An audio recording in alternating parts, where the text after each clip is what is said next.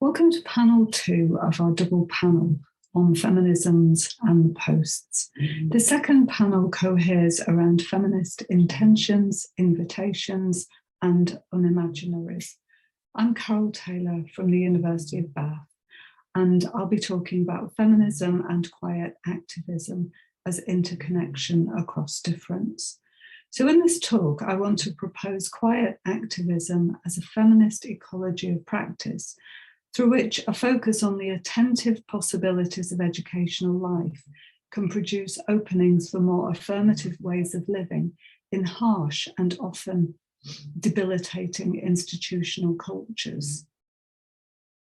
I propose quiet activism as a means to contest the dominant formations of power as an instantiation of stealth power, as Montez, Lopez, and O'Connor call it, which enables subterranean ways of working to take hold in small, quiet, and slow, but effective ways. You'll recognise all the words on this slide as effects of neoliberalism and the performative cultures it brings into being and embeds within institutions. And Acker and Wagner make the point that neoliberal conditions in the academy deepens the disadvantages of women and ethnic minority academics, as well as those in small universities or in countries on the periphery, as well as other groups, of course, as well. While every context is different, living a feminist life in current academic contexts is fraught with tensions, fears, invisibilization, a sense of lack of self-worth, and a precarious sense of value and identity. So what do we need instead? So I propose these as acts, not as ethical abstractions. So things that you do, enact, enable to make happen. I also propose them as prescriptions, as literally something you prescribe for yourself as a doctor would, because each of these acts materializes affects that engender feelings and sensings that traverse bodies, and from that brings something other, something more positive into being. I also propose them as a practice of feminist hope for better futures. Hannah Arendt talks about training your imagination to go visiting. And if these conditions don't exist and we want to summon them into existence, then in my view, we can perhaps do this together through training our imagination to go visiting.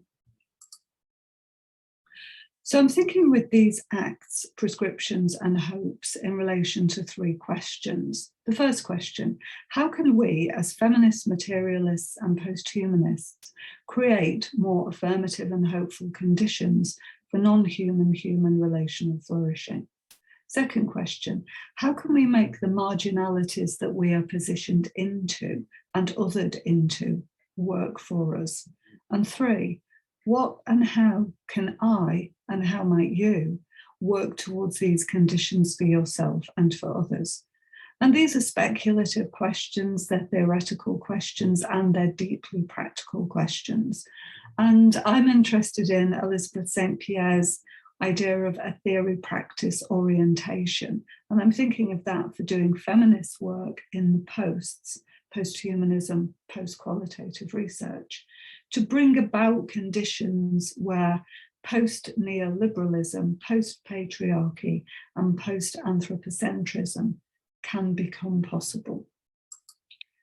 But this work is not easy. Feminism is a never-ending daily struggle.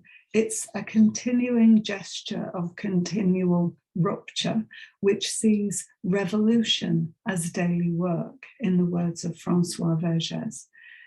And this daily work is about attending to how every interaction matters, and often requires working in the cracks, interstices, gaps, and fissures, and working out how to widen these cracks, interstices, gaps, and fissures to make them more hospitable and welcoming to more people and non-humans.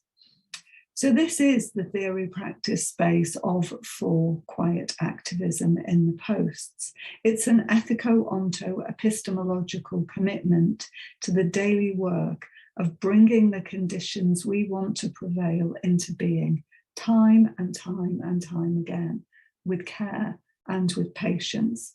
It is exhausting. It is worth it. So quiet activism is a practice of mattering, a post-human inquiry which is pluralist, materialist, situated, empirically experimental and open-ended, and which attends to material, affective, political forces, flows, and entanglements. In this, it's somewhat akin to Stenger's notion of ecologies of practices, which considers the multiplicity of relations, but from those works out how to generate new relations that produce different ideas, methods, and research approaches to investigate problems. So quiet feminist activism partakes of long-standing feminist genealogies, and I mentioned two here. The activist agitational feminist line, composed of the multiple and entangled histories of feminism, Black, lesbian, post-colonialism, for example, which seek to reconfigure the academy through forming alliances to provoke change. And this line, as Stengers and Desprez put it, entails making a fuss. The second line is a feminist politics of care line, which emphasises interpersonal connections of mutuality and reciprocity, and of how ethical choices are usually often bound up with power. So this line is feminist because it wishes to use care as an act of resistance to patriarchal inequities. And you'll know this work through the work of Carol Gilligan and Nell Noddings. So quiet activism is a practice that navigates and crosses both of these lines. It is a materialist and capacious understanding of enacting feminist activism through relations, practices, doings, activations, attunements, and instantiations. So this quiet activism is a mode of embodied feminist labour, which is processual and relational. And it works through rendering each other capable of unexpected feats in actual encounters, which is a marvellous quote from Donna Haraway. Quiet feminist activism enables the we who come into being to generate affirmative praxis in a co-relational pushback against the harsh and harmful conditions of the neoliberal academy. And I want to acknowledge here Laura Pottinger's work and her notion of quiet activism, which came from her ethnographic work with gardeners and seed sharers. And this has inspired my thinking.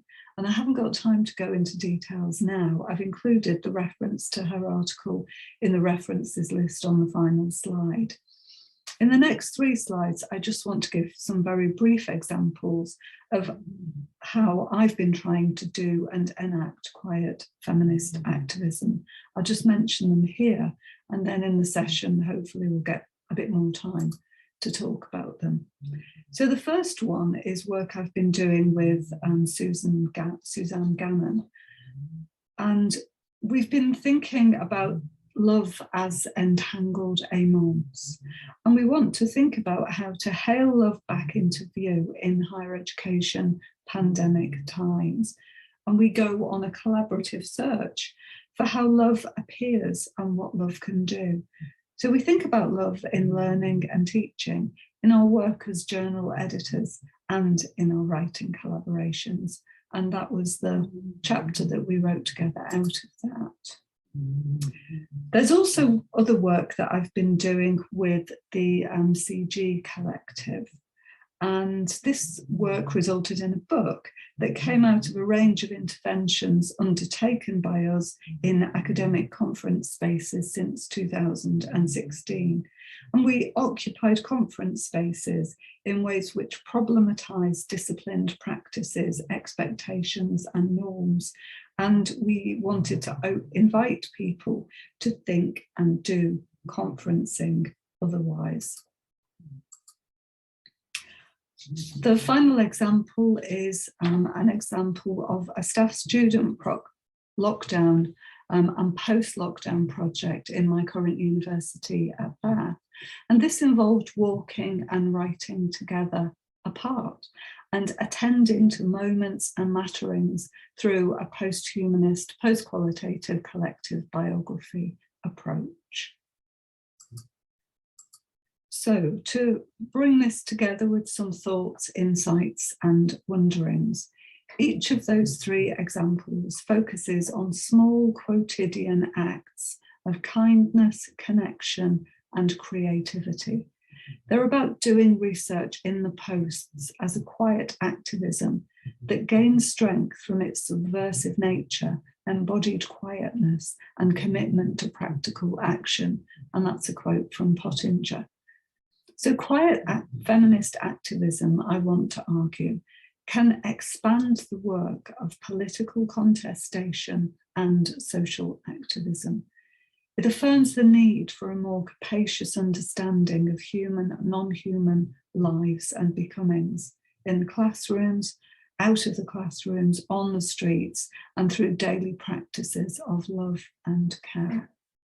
So quiet feminist activism in the posts is, I want to suggest, a radical force aligned with an ecology of alternative ways of becoming subjects and evolving within the contradictory bio-techno natural cultural forces of the post-human convergence, which is a quote from Braidovty. So thank you for listening and for watching, and I look forward to our conversations in the session.